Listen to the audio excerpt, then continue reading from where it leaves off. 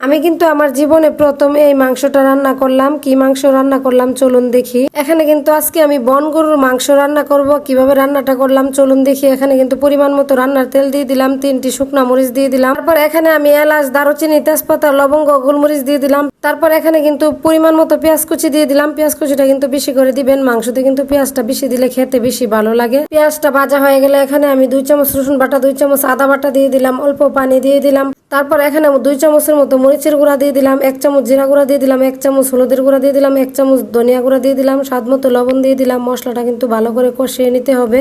আবারও পানি দিয়ে কিন্তু মশলাটা ভালো করে কষিয়ে নিলাম। মাংসের মশলা যত কষাবেন ততই কিন্তু তরকারিটা খেতে মজা হবে। তারপর এখানে আমি বন গরুর মাংসগুলা দিয়ে দিলাম। অনেকেই কিন্তু বলতে পারেন বন গরু আবার কি, জঙ্গলে যে থাকে গরুগুলা এটাকেই কিন্তু বন গরু বলে। কে কি নামে চিনেন আমি তো জানি না, আমি তো বন গরু নামেই চিনি। তারপর মাংসগুলো দিয়ে কিন্তু নেড়ে চেড়ে ঢেকে দিব, কিছুক্ষণ কষিয়ে নিব। মাংস কিন্তু রান্না করতে অনেক সময় লাগে। এখানে কিন্তু 1 ঘন্টার থেকে বেশি লেগেছে আমার এই মাংসটা রান্না করতে। আসলে গরুর মাংস রান্না করতে যত সময় লাগে তত সময় দেখালে কিন্তু কেউই ভিডিও দেখবে না, অনেক বড় হয়ে যাবে। তারপর এখানে কিন্তু আমি আলু দিয়ে দিলাম। আপনারা কিন্তু আলু ছাড়াও রান্নাটা করতে পারেন। আমার যেহেতু বাচ্চা আছে আলু দিয়ে দিলাম। আর যারা বড়রা আছেন আলু পছন্দ করেন তারা কিন্তু দিতে পারেন, যারা পছন্দ করেন না তারা কিন্তু আলুটা ছাড়াও রান্না করতে পারবেন। তারপর আলু দিয়েও কিন্তু কিছুক্ষণ কষিয়ে নিলাম। কষানো হয়ে গেলে এখানে আমি গরম পানি দিয়ে দিলাম পরিমাণ মতো। মাংসতে কিন্তু গরম পানিটা দিলে ভালো হয়। আচ্ছা, আজকে আমার মাংস রান্নাটা কিরকম হয়েছে কমেন্টে অবশ্যই জানাবেন। আর কোনো দিক থেকে যদি আমার ভিডিওটা একটু হলেও ভালো লেগে থাকে তাহলে তো লাইক, কমেন্ট, শেয়ার দিতেই পারেন নাকি।